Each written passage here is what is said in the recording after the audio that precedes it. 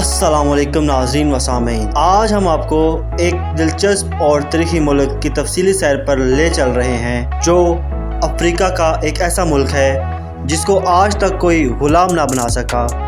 یہ ملک بہت ہی عجیب و غریب اور منفرد عجائبات سے بھرا ہوا ہے۔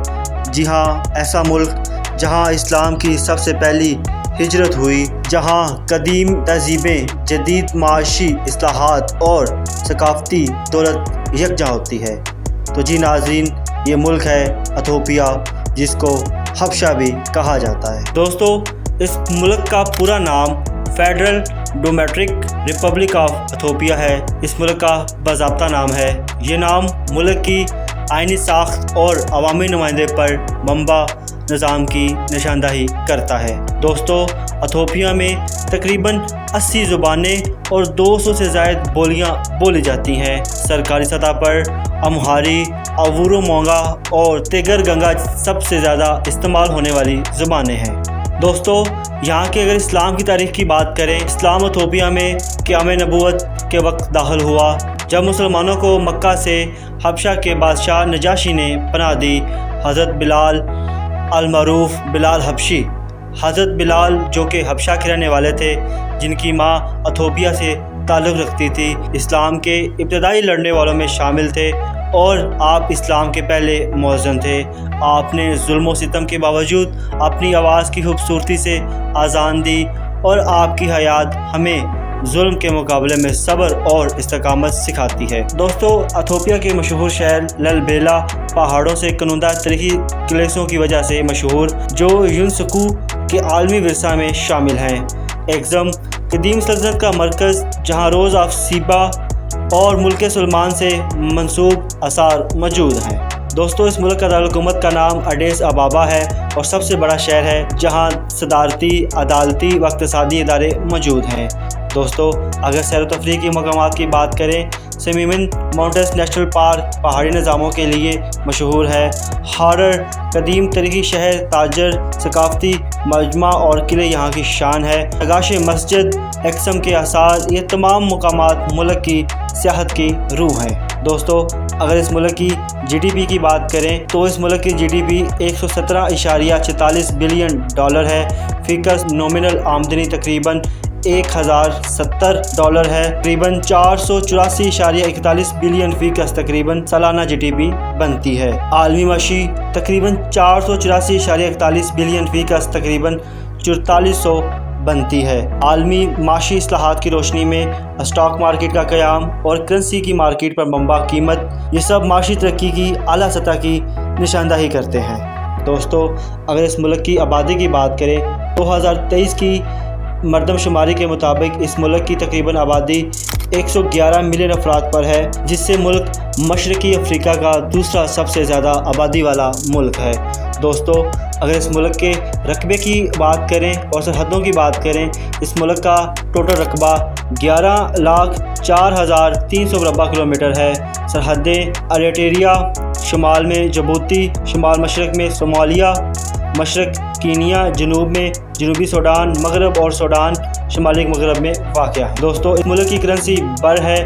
دوستو، پاکستانی کمیونٹی کی بات کریں، پاکستان سے تعلق رکھنے والی کمیونٹی ایڈیس ابابا اور بڑے شہروں میں کام، تعلیم اور تجارت سے مشغول ہیں۔ دوستو، پاکستانیوں کے ویزا کی شرائط کی بات کریں، اس ملک میں جانے کے لیے پاکستانی شہریوں کے لیے ای ویزا یا ویزا آن ارائیول کی سہولت ہوتی ہے، لیکن تازہ ترین اور حتمی معلومات ایتھوپیا کے سفارتی ذرائع اور وزارت خارجہ سے ضرور چیک کر لیں۔ دوستو، اگر اس ملک کی فوڈ اسٹریٹ کی بات کریں، ایڈیس ابابا میں اسٹریٹ فوڈ کلچر میں انجیریا، وت اور ایتھوپیانی کافی مرکزی حیثیت رکھتے ہیں۔ دوستو، اگر اس ملک کی نائٹ لائف کی بات کریں، ایڈیس ابابا میں کیفے، موسیقی اور لاؤنج کلچر رات کے وقت فعال ہیں۔ ایڈیس ابابا میں کیفے، موسیقی اور کنسرٹس وغیرہ رات کے وقت فعال ہیں۔ یہاں پہ شراب اور جسم فروشی کا کام بھی سرعام ملتا ہے۔ دوستو، اگر اس کی معاشیتی پیداوار کی بات کریں، زراعت معیشت کا بنیادی ستون ہے۔ جی ڈی پی میں اس کا 50% سے زیادہ حصہ ہے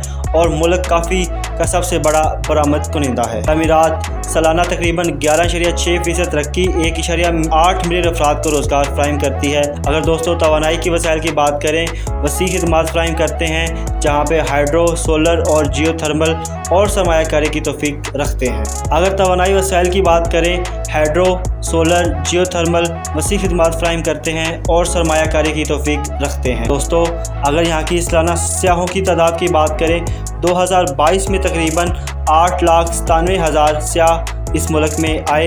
2024 में तकरीबन 1 मिलियन सियाह आए। 2025 में दुगना यानी 2 मिलियन सियाहों का अख्ताम हदफ बनाया गया है। वज़ीर-ए-आज़म ने ऐलान किया है कि सालाना 1.3 मिलियन गैर मुल्की सियाह आएँ, जिससे मुल्क की सियाहती तवज्जो ज़्यादा होती है। गुज़श्ता 5 साल में सियाहत में तकरीबन 40% इजाफा हुआ है। दोस्तों अगर इस मुल्क की मजहबी तकसीम की बात करें, इस्लाम मुल्क का दूसरा सबसे बड़ा मज़हब है। तकरीबन 31.5% आबादी मुस्लिम है।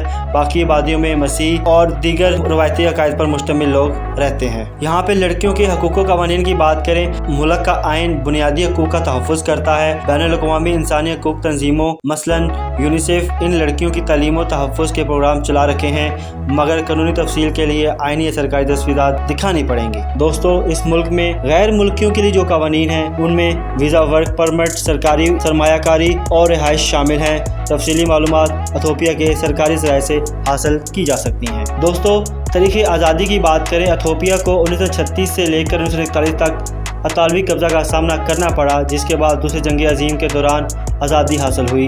यहाँ पर 1896 में अदवा जंग में अतौलिया के ख़िलाफ़ फतह भी शानदार तारीख़ी वाक़या है, जिसने मुल्क की आज़ादी को मज़ीद तक़वियत दी। आज के सफ़र में हमने देखा कि एथियोपिया एक ऐसा मुल्क है जहाँ तारीख़, सकाफ़त, माशियत और समाजी तरक्की यकजा हैं। उम्मीद है कि ये तफसीली वीडियो आपके मकसद के लिए कारआमद साबित होगी। दोस्तों अगर आपको मेरी वीडियो अच्छी लगी है तो इसको लाइक करें, शेयर करें, कमेंट करें और इसके साथ साथ मेरे चैनल को भी सब्सक्राइब करें। मिलते हैं किसी और वीडियो में, तब तक के लिए इजाज़त दीजिए। अल्लाह हाफिज़।